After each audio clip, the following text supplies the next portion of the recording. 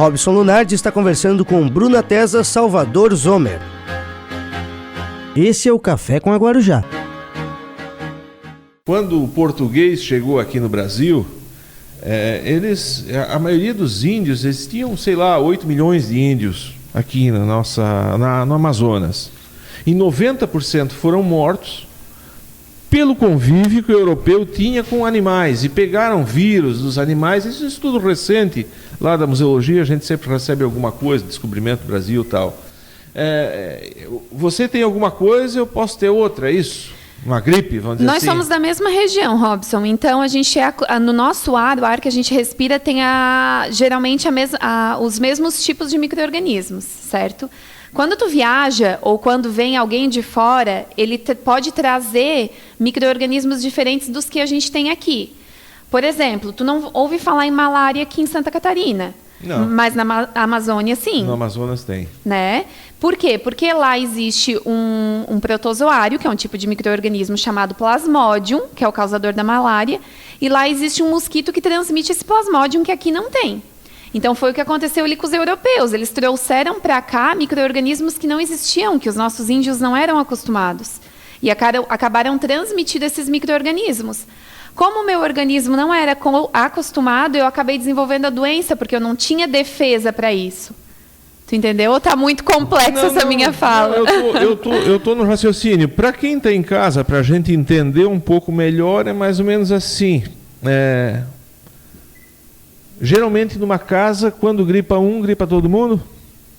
Pode ser, porque às vezes... Está convivendo aí fechado? Fechado. Às vezes o sistema imunológico das pessoas já não está tão legal, então acaba com o sistema imunológico enfraquecido. Aquela pessoa com um vírus patogênico, que é o que causa a doença, acaba pegando também, aumenta a chance de pegar, né?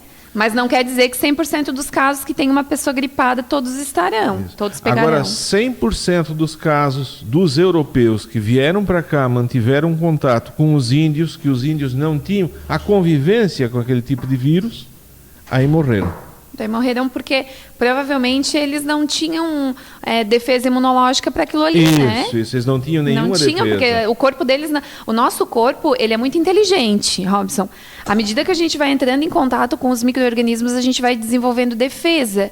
Por isso que às vezes eu pego... O próprio corpo faz isso? O próprio corpo. Eu não sei então, se você já ouviu falar em perfeita, né? anticorpos. Sim. Quando eu entro em contato com por exemplo, quando eu era pequena, eu peguei catapora, um exemplo, né? Então, eu desenvolvi a doença, o meu corpo entendeu o que é a catapora e desenvolveu anticorpos contra a catapora. O que são os anticorpos? São moléculas que o meu corpo produz para me defender especificamente contra aquela doença, que no caso, no meu exemplo aqui, foi a catapora, né? Então, quando eu chegar a entrar em contato novamente com o agente causador da catapora, talvez eu já não desenvolva mais a doença, porque o meu corpo já desenvolveu uma defesa. Ele é inteligentíssimo, o nosso corpo. Por isso, a catapora só pega uma vez na vida, eles falam. Não é isso. É porque o corpo se defende. É bonito estudar a profissão de vocês. É muito legal. Eu sou apaixonada pela minha profissão. No caso, a AIDS é um vírus. É um vírus, é o vírus HIV. Vocês fazem exame de AIDS ali no laboratório? Fizemos o exame de AIDS ali. É assim, ó. A AIDS é o nome da doença. O nome do vírus é HIV. Quem tem HIV não quer dizer que tenha AIDS. Muitas vezes você fica com o vírus HIV muitos anos incubado no teu corpo. O incubado quer dizer que ele fica ali dormindo, paradinho, sem causar a doença. E daqui 10, 15 anos irá desenvolver a doença, que é a AIDS, que então você vai começar a desenvolver os sintomas e vai fazer você descobrir a doença. Então, muita gente que não faz exame de rotina, porque hoje o exame do HIV ele é rotina, deve ser feito uma vez ao ano, pelo menos. Olha só. Então, muita gente que não faz, quando descobre que tem AIDS, lá no final nem sabe que já estava com esse vírus, às vezes 10, 15 anos. Na hora de entregar um exame desse para uma pessoa, já fizesse algum que deu positivo? Já. Quem é que entrega? São vocês mesmos? Somos nós, mas na verdade é assim, ó, eu não posso com um exame de HIV entregar o laudo para o paciente. Existe uma legislação só para exame de HIV. Você faz o exame, se esse exame deu positivo, você não pode liberar o laudo para o paciente, você tem que fazer um novo exame com uma segunda metodologia. O que é metodologia, Robson? O método, o teste que você usa para fazer o exame. E existem vários tipos de teste. Talvez o teste que eu uso no meu laboratório seja diferente do teste que é feito lá em Floripa, por exemplo. Então, eu faço aqui, deu positivo, eu tenho que mandar para o meu laboratório de terceirização, que no meu caso é o Laboratório Álvaro, lá no Paraná, para eles poderem fazer por outra metodologia. Se essa outra metodologia confirmar que é positivo mesmo, o correto ainda é eu chamar o paciente, coletar uma segunda amostra. Mesmo esse segundo exame sem o paciente sendo positivo, sem o paciente pedir. O laboratório que tem que arcar com o custo. Por isso que, às vezes, o exame do HIV é um pouquinho mais caro. Porque nos casos que dá positivo, a gente não pode dizer para o paciente assim, ó, deu positivo, eu não posso liberar o resultado para ti antes de fazer um segundo teste. Não, eu simplesmente vou mandar fazer o outro teste sem o paciente saber. Certo. Se der positivo novamente, eu tenho que chamar o paciente para recoletar a amostra para confirmar com uma segunda amostra de sangue. Então, assim, é um exame que tu tem que ter muito cuidado no laudo que tu vai liberar, tem que ter muita responsabilidade e tem que seguir esse fluxograma que a gente chama, né? E aí, para falar para a pessoa, entrega lá e coisa, ou chama ele e diz, olha, ó, tu tens, que notícia, né? Na verdade, Robson, assim, de praxe, a gente tenta não assustar o paciente antes de ter certeza. Né? Então, a gente tenta, eu precisava de... Porque acontece muitas vezes de eu ter que realmente precisar de um pouco mais de sangue sem ser problema de HIV. Né? Às vezes, eu tive que repetir o exame e a amostra de sangue foi insuficiente, ou está dando muito alterado nesse exame, então vamos coletar de novo para ver se não foi algum interferente de coleta. Existem casos que eu tenho que ligar para o paciente e pedir para ele ir ao laboratório novamente para estar coletando mais um pouquinho de sangue. Então, nos casos do HIV, a gente acha mais adequado conversar com o paciente que a gente precisa de um pouco mais de sangue e fazer o exame novamente, com uma terceira metodologia, do que já assustar, né, de cara assim, o paciente, sendo que eu nem posso, né, pela legislação, eu tenho que ter esses 3 testes confirmatórios. Né? A hora que... É um caso delicado. A hora que fala uma notícia dessa, como é que a pessoa... reage. Se sente, é lógico que se sente... Na verdade, a gente lidar com várias situações. Eu não posso abrir um exame na frente do paciente sem ele me permitir. Então, simplesmente, eu vou entregar o exame para ele, sendo positivo ou negativo. Caso ele me chame, eu como bioquímica, para eu explicar o exame ou abrir para ele, eu vou chamar e conversar com ele. Né? Agora, muitas vezes eles vão para casa, que eu não consigo ver a reação. Certo. Porque eu não posso simplesmente, ele vai pegar o resultado e dizer assim, posso abrir o exame e para te explicar? Não posso. Se bem que a HIV, a síndrome da imunodeficiência adquirida, ela não é mais aquele símbolo de morte, né? Não. Como era na década de 80, quando quando apareceu a doença, né? Robson, existe muito preconceito em cima do HIV ainda hoje em dia. Porque assim, eu vou citar 2 doenças que são tão graves quanto a AIDS e que se pegam da mesma maneira, que são a hepatite B e a hepatite C. O mecanismo de transmissão dessas 3 doenças, né, hepatite B, C e HIV, é a mesma. É através de relação sexual sem preservativo, é através de compartilhamento de seringas, né, que hoje em dia a gente usa seringa descartável, agulha descartável, mas em pessoas drogadas, onde muitas vezes ocorre o compartilhamento de seringa, pode estar transmitindo as doenças. Então, assim, através de mãe para filho, mãe contaminada para filho, que é a transmissão congênita, através da gestação. Então, são os mesmos tipos de transmissão. As doenças são tão graves quanto, porque a hepatite B e a hepatite C, quando não controlada, elas também detonam o corpo, assim como o HIV, né, como a AIDS. Só que hoje se tem muito mais preconceito em cima do HIV. Uma pessoa que tem AIDS, ela sofre muito mais preconceito do que uma pessoa que tem hepatite, porque a gente associa a AIDS como se fosse uma pessoa... do submundo. Né? É doença sexualmente transmissível. E nem sempre aquela pessoa pegou AIDS por uma relação sexual sem preservativo. Então, eu acho que a população tem que ter bastante consciência disso.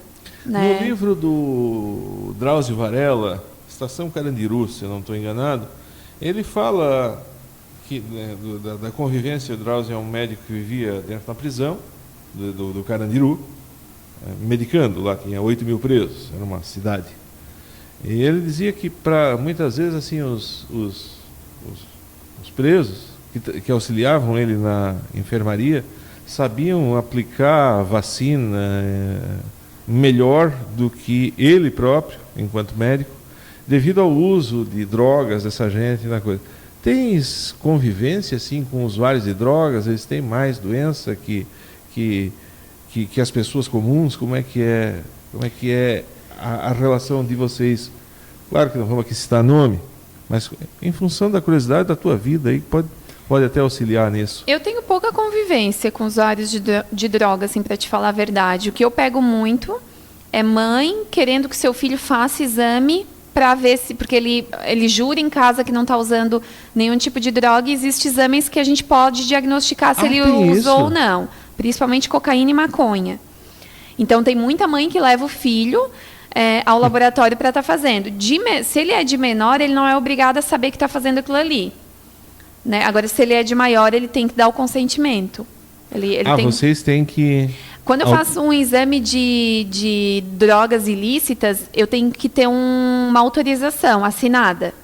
Se a pessoa é de menor, a mãe pode assinar. Então, a pessoa pode nem saber que fez. Certo. Tá? Existe a lei que garante isso para a mãe. Tem essa figura daquela senhorinha com um guarda-chuva embaixo do braço e muito. O menino pela orelha. Tem, vamos lá ver. muito, Robson, muito.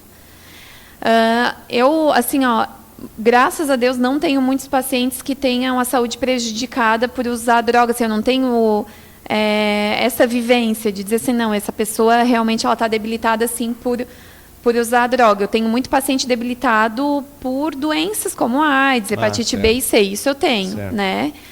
Mas, assim, por droga, nem tanto. Mas a gente sabe que existe sim, né? Que, com certeza, usuários de droga, dependendo do tipo de droga, por exemplo, a cocaína, ela acaba detonando o corpo inteiro. Então, a gente sabe que... O crack, é verdade. Pior. Também diz que o crack chega a... Corroer dentes, órgãos. Não, o crack, sim.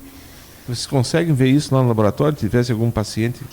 Não, é o que daí entra naquela história que eu te falei. Eu começo a ver alterações de alterações de rim, alterações em órgãos. Como que eu vejo isso? Se o médico ou se a pessoa quer pedir para fazer exames que eu não tô sentindo uma dor aqui do lado, na lateral aqui do meu abdômen, eu estou achando que eu posso estar com algum problema de fígado, então eu quero fazer uns exames de fígado. Ou o médico, né, ou o paciente vem com a requisição com um pedido médico de exames de fígado. Daí eu começo a ver alterações. De novo, eu não sei te dizer que é por causa da droga que tu está usando, né? Certo. Daí o médico que vai fazer o histórico clínico do paciente para ver se é por causa da droga, né? Nós falamos lá atrás, eu perguntei a respeito do vírus. A bactéria, o que é? Às vezes a gente tem uma música do Zé Cabaleiro ou do Zé Ramalho, não lembro, que destrói mais do que uma bactéria. O que é a bactéria? Então, é um micro-organismo também, desses que eu estava te falando. Por que vírus e bactéria? É porque eles são micro-organismos diferentes, assim... Os dois são invisíveis. A olho nu, sim. Ao microscópio, não, né? A bactéria eu consigo ver no microscópio óptico. O vírus só no microscópio eletrônico, porque o vírus é menor que a bactéria. Lembra que eu falei? Certo. Só que assim, é como dizer que a Bruna é a bactéria e o Robson é o vírus. São pessoas diferentes. E o vírus e a bactéria são... seres diferentes. Eu consigo enxergar, a anatomia deles é diferente. Por exemplo, a célula da bactéria tem núcleo, a célula do vírus não tem. Então, eu não posso dizer que é a mesma coisa. Está me entendendo? O vírus não mata. Mata. A ciência não consegue matar. Consegue. A gripe não tem cura, a AIDS não tem cura. Mas não tem cura porque esses vírus sofrem muita mutação. Eles se transformam, de um ano para o outro. Todo ano não tem a vacina da gripe? A cepa que os médicos falam, é isso? É isso. Olha só, se tu pensasse, por que eu tenho que fazer vacina da gripe todo ano se a da catapora eu faço uma vez na vida? Né? Ou no máximo 2. Ou alguma outra doença viral, aí por que eu faço uma vez na vida a vacina? Mas por quê? Porque o vírus da gripe, ele sofre mutação continuamente. Então, o vírus que estava causando gripe ano passado, não é o vírus que causa gripe esse ano, já é outro. Então, eles têm que desenvolver vacina nova todo ano. Que coisa maluca. E o HIV, que é o vírus da AIDS, a maluquice é bem essa. Quando eles estão conseguindo chegar numa vacina para prevenir, o vírus já sofreu mutação. O vírus ele é mais danado que a bactéria, mas ele tem cura sim. Tem muitas doenças que têm cura. Quer dizer, eles encontram... Meningite viral. Já ouviu falar? Existe meningite por bactéria, que é a bacteriana, né? E a meningite viral. Ah, tem doença que ataca com os dois, com vírus e bactéria. Tem meningite viral, tem meningite bacteriana, tem meningite por fungo. Na guerra do Paraguai,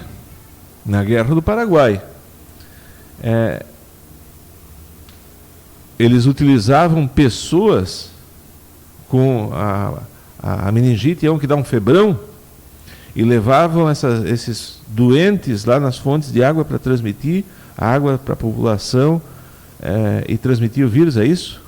Transmitir o vírus para matar a população, tu diz? Isso. Eu não sei. Mas eu estou perguntando, se for colocado uma pessoa doente, a água transmite isso também? É possível? A meningite, olha, Robson, eu desconheço, porque elas são transmitidas por aerossol, por espirro, tosse, pelo ar, geralmente. Pelo ar. Agora, uma hepatite pode ser transmitida através da água, que tudo vai depender de que doença é, né? Por isso que tu tem que estudar o mecanismo de transmissão das doenças para poder evitar que você pegue, né? Então, a meningite pela água, eu não tenho como te dar certeza se isso pode acontecer. Eu acho que não. Tá? A não ser que, por secreção, né? Se a secreção da pessoa cair na água, daí talvez. Certo, uma água muito contaminada. Mas tomar um banho, assim, tomar um banho, por exemplo, numa piscina, daí não vai pegar. Não vai pegar. Eu fico pensando isso, até que ponto chega, né? Realmente em história a gente estuda isso, né? Na história das civilizações, e muitas vezes doenças são levadas para uma região, assim, a fim de exterminar uma população. E o contrário também é verdadeiro, né? Você falando isso, eu fico pensando nesse mundo de gente igual a você, estudando uma doença. É uma guerra, né? É uma guerra contra esses micro-organismos. É uma guerra. Uma coisa interessante que tu falou, que eles usam as pessoas para matar um povo, né? Isso. As pessoas contaminadas, mas eles também usam, a ciência usa as pessoas contaminadas para produzir vacina. Porque olha só, lembra tava na minha linha de pensamento. Olha só, lembra que eu te falei que quando a gente pega uma doença, a gente desenvolve anticorpos contra essa doença, que é a nossa defesa contra a doença? Isso. Eu vou pegar o sangue do paciente que já desenvolveu anticorpo e vou separar do sangue dele só os anticorpos e vou produzir vacina. Olha que interessante. Não é vacina que a gente chama, é soro, é protetor, porque a vacina, na realidade, a vacina em si é o próprio micro-organismo. Quando tu faz a vacina da gripe, eles estão botando o vírus da gripe dentro da tua circulação. A vacina tem o micro-organismo ou morto ou enfraquecido. Vacina é isso. É o micro-organismo morto ou enfraquecido. Da cobra, então, veneno de cobra. Agora, o veneno de cobra, ele é um soro antiofídico, que a gente chama, não é vacina, né? A gente chama popularmente de vacina, mas ele é um soro. Por quê? A cobra picou o Robson. Daí o Robson desenvolveu anticorpos contra o veneno da cobra. O que é o anticorpo, de novo? É essa molécula que defende a gente de um determinado parasita, né? De uma determinada... Do mal. De um agente nocivo, do mal. Então, eles vão pegar o anticorpo que o Robson produziu, vão separar esses anticorpos, vão desenvolver os soros, ali as medicações, e vão dar para os pacientes que foram picados pelo mesmo tipo de cobra. Porque a gente tem que lembrar que a nossa defesa, esses anticorpos que a gente produz, é específico contra a doença que a gente teve. Então, se tu teve... Não adianta tu utilizar o veneno, o soro produzido ali contra a jararaca para sucuri, por exemplo. Para cascavel. Ou para cascavel, porque são venenos diferentes. Então, para cada veneno vai ter um anticorpo. Lá na ciência, quando tinha lá pequenininho, aparecia um cavalo Como é que foi descoberto isso? Como é que se produz uma vacina? Eles dizem que o veneno de cobra foi por causa do cavalo, tira uma parte do sangue que é resistente, coisa. É na natureza? É no laboratório? Como é que se desenvolve? É em laboratório, mas é em cima de pesquisas e observações. Por exemplo, o nosso primeiro antibiótico produzido foi a penicilina. Como é que isso foi descoberto? Um cientista lá, o Pasteur, ele semeava fungos, né? Ele estava estudando umas doenças, assim. E daí ele começou... na verdade, não é que estudava fungo, ele estudava... O fungo, o que é? O fungo é o causador da micose, é um micro-organismo que causa as micoses. Na pele, doença de pele. De pele, geralmente. Isso. Existem umas micoses mais profundas, mas geralmente é de pele. Então, esse cientista ali, ele viu que estava morrendo muito soldado lá não lembro Guerra. se era na Primeira ou na Segunda Guerra, quando foi descoberta a penicilina.